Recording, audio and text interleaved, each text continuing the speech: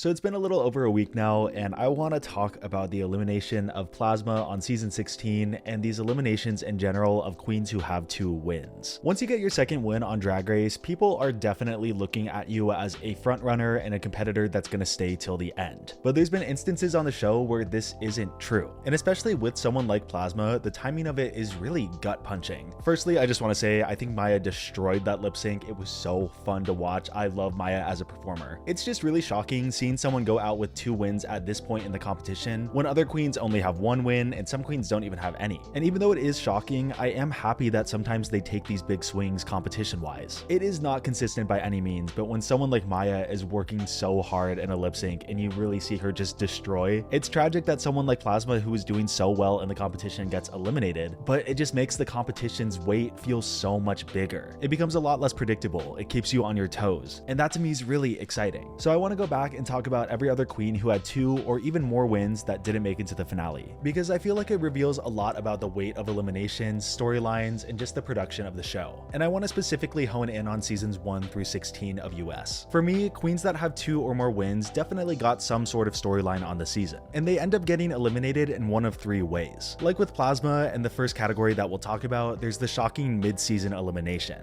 These eliminations are some of the toughest ones to call because often it comes down to the lip sync itself. And I think another great example is Ongina on season 1. The lip sync between BB and Ongina not only is a really great one, but it also caused Rue to leave the stage because the decision was just so hard to make. Up to that point, Ongina was the only queen in the competition with 2 wins, and she was just doing really amazing in general. BB was doing good as well, but not as good as Ongina, but in the lip sync, I do think that BB won. At the heart of a lot of these shocking eliminations is the debate of whether a queen's track record or their performance in the lip sync should save them. I think early on, the judgment for this debate was definitely skewed in favor of lip sync performance. And nowadays, it's definitely a toss-up between performance in a lip sync, track record, and just storylines going forward. It's really hard for the showrunners to balance all 3, and the lack of consistency is definitely frustrating. So when we see an elimination like Ongina or Plasma, it makes it all the more impactful. Partially because there is no consistency, so it becomes shocking, but it's also just a really big reminder that the competition is getting real. I want to sit here and say that lip sync performance should just be the only thing that they take into account for an elimination, because for a competition, that's what it should be. But when you throw other aspects in, like storyline and time in the competition, it gets harder to judge, and I'll talk about that more in a second. And I'd love to hear what all of you think should be taken into account for an elimination.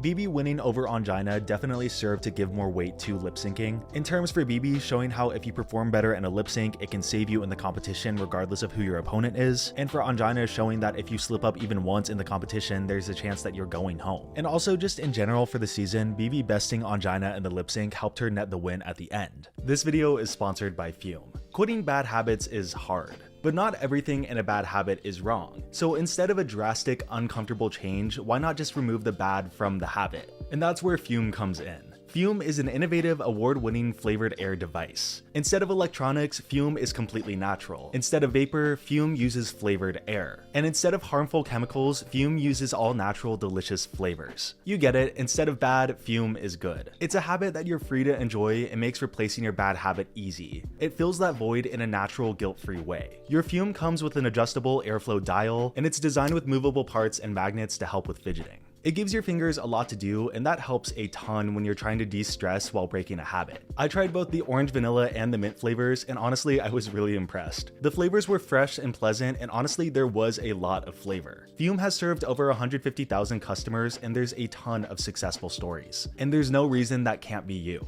Join Fume in accelerating humanity's breakup from destructive habits. You can do this by picking up the Journey Pack today. Head to tryfume.com/JackFed or scan the QR code and use code JackFed. This gets you 10% off when you order the Journey Pack today. That's tryfum.com and use code JackFed to save an additional 10% on your order today. Thank you so much to Fume, and now let's get back to the video. The queen that Plasma was most often compared to in terms of elimination and track record was Max on season 7. Much like Plasma, Max was able to get 2 wins pretty early on into the competition. But after her first slip up in Snatch Game, she lip synced against Jaden, and Jaden is an amazing lip syncer. So Max again was rightfully sent home. I almost want to coin this type of elimination the red herring. These queens come into the competition and they do well because they're really talented and they get wins early. We start to look at them as frontrunners and people who are going to stay around, but it's all a red herring. They end up not really staying around as long as expected. The last 2 that are debatable being in this category, but I do think fit best here, are Shangela and Willem. For Shangela, she was definitely a big character for the season and had storylines, and she was able to excel in the challenges where she could really show off her personality. But in terms of what they were looking for on that specific season, she wasn't matching up in the same way. She had a lot of eyes on her from the start because she was brought back from season 2. And again, in some ways, she served as a red herring because she was just such a well-established character already. By the time she was eliminated though, we got to know the other queens, and again, she just wasn't what they were looking for at that time. Elim, like anyone could expect, is a wild card when it comes to all of this. She was disqualified in the same episode that she won the challenge, and it made a really big moment. If she wasn't behind the scenes breaking the rules, I don't know how far she would have made it into the competition. She could have made it all the way to top 3, we're really not sure. She just doesn't really fit into any of the categories that I'm really talking about. It goes really well with her personality in general of just not really knowing what to expect out of her. It's just really interesting watching the season back because she's really in her own bubble. But I think this still is the best category to include her because she had a lot of attention on her for a lot of the season, and seeing her go out in this glorious fashion, it was definitely shocking. The next two categories are very similar, but I think there's one distinct difference. The first category is the Endgame Eliminations, and then the second category is the finale cut. Let's talk about the Endgame Eliminations first. These are the eliminations where queens are still being eliminated after losing a lip sync. It's towards the end of the season where most of the queens have multiple wins, and the queens that are eliminated at this point often have their storyline finished, or it's just getting down to the wire and they need to make eliminations. It's queens like Bendela Creme, Katya, Nina West, Olivia Lux, or Lucy LaDuca. And Latrice kind of falls into this category, but she also kind of falls into the next one as well. Bendela Creme was definitely the pioneer of this category. It was clear that her drag persona was definitely overshadowing her actual personality, and the judges wanted to see her real personality. They even saved her at one point in the competition because they knew that she still had a lot left. But I don't think in season 6 she ever fully overcame it. They kind of just stopped addressing it. Her talent definitely spoke for itself, so I think that's why they just enjoyed her in general. I think in some ways they were priming her to go even further, and that just wasn't in the cards. Her storyline was capped off because she had a little feud with Darian going on as well, so the final lip sync served as the final little bit for that storyline, and after that they just needed to make cuts, and Dela was that cut. Katya was another beloved queen from the show. People wanted her to go all the way, but she's revealed recently that she was just really struggling on the season. I have the podcast link below because it is really profound and heartbreaking what she said, and it is one of the best listens I've ever had for anything. She was more than able to make a name for herself and show all of her talents and her personality on the season. In my heart, I hope that the elimination was a way for her to get back to her support system more than anything, and I don't want to talk too much more about it. Please just go watch the clip. Nina West is probably the best example of just cutting to queen because it's getting really down to the wire. There was a lot of love for her on the season. She had a lot of great performances. She had a good amount of character shown and was even voted Miss Congeniality at the end. She had everything that she needed to go all the way. It was just a matter of falling into the bottom that week, and pretty much everyone else on the season having more storylines going forward. I say all of this because if it wasn't for certain storylines on the season, it should have been a double sachet with Silky and Nina. Because this lip sync, oh my god, this lip sync. Silky staying in the competition after this lip sync basically goes against everything that I've said in this video so far. It was one of the times where they weren't consistent with how the lip syncs worked, mostly because Silky just had so much storyline surrounding her. I'm glad that Silky got redemption for these lip syncs at the end of the day, and this moment hasn't really defined either of their careers. Just in a season that was so defined by the storylines and the conflicts of the queens, a queen like Nina who didn't really have any conflict surrounding her at all, it was hard to choose her instead of an overarching narrative. A queen's track record that I find really interesting that got mentioned recently on Twitter is Olivia Lux's on season 13.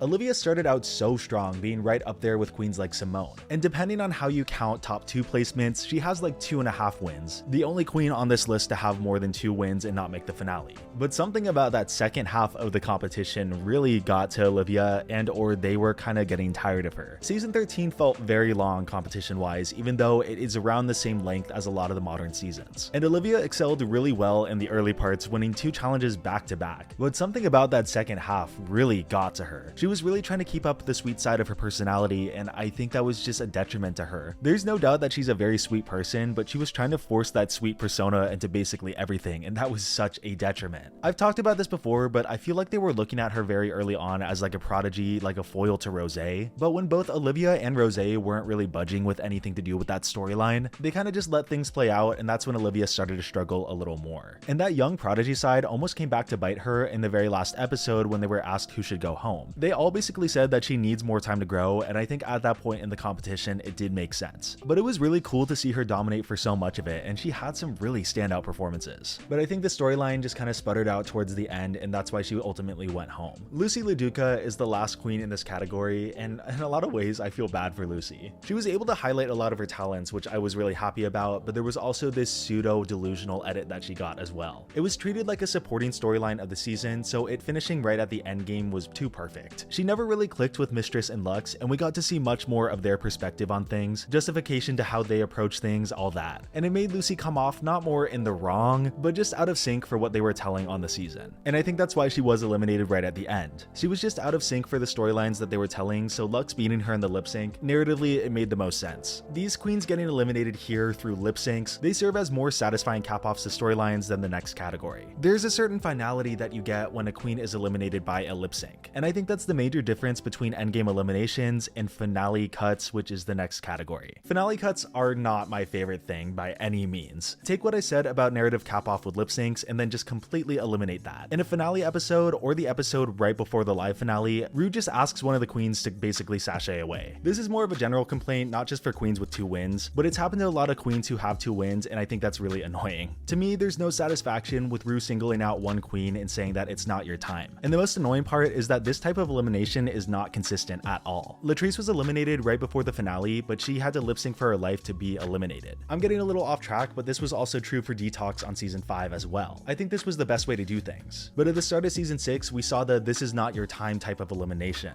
And to me, one of the most unsatisfying ones was Kennedy on season 7. Kennedy had 2 wins, was a major player on the season, and there was basically no reason to really eliminate her outside of just wanting to have a top 3. She was a major player in the old versus young storyline, and years later, I still don't know why they didn't just do a top 4 because all of the queens were doing pretty consistently the same. And I think it would have just been fun to have 2 of the older queens versus 2 of the younger queens. This is the only type of elimination for multi-challenge winners that I can't get behind. If they're bested in a lip sync, I understand that. If it's the end game, but there's still a couple episodes left where storylines can play out, and the queens don't have a lot of moving parts going forward, so they have to make cuts, I get that too. But when you're at the finale, basically the entire season being done, there's no reason to cut someone's storyline short when you're practically at the finish line. And now in these more recent seasons, like 14 and 15, they're doing a lip sync for your life right at the end, but both times now the rug is pulled out from under us and both of the queens are just saved. So they're really close to having this lip sync for your life to cap off the storylines for the initial taping, and they're leaning towards now not making these random final cuts too, which I think is good. But instead they're going for this third option where it's just a fake out and then all of the queens make the top 4, which nullifies a lot of the weight of lip sync for your life to me. It's really not a big deal at the end of the day, but the little choices that they make I like to talk about. Me talking about the eliminations of queens who have multiple wins might be an out of left field topic, but I think it reveals a lot about the show and the fandom at large. It was really interesting to see the fandom's reaction to someone like Plasma going home. So many fans feel like they have Drag Race figured out or at least know what to expect. So when a curveball is thrown at us and people start to scramble, for me, I immediately ask why and like to go into deep analysis like this. And also, I just like to see how other people react too.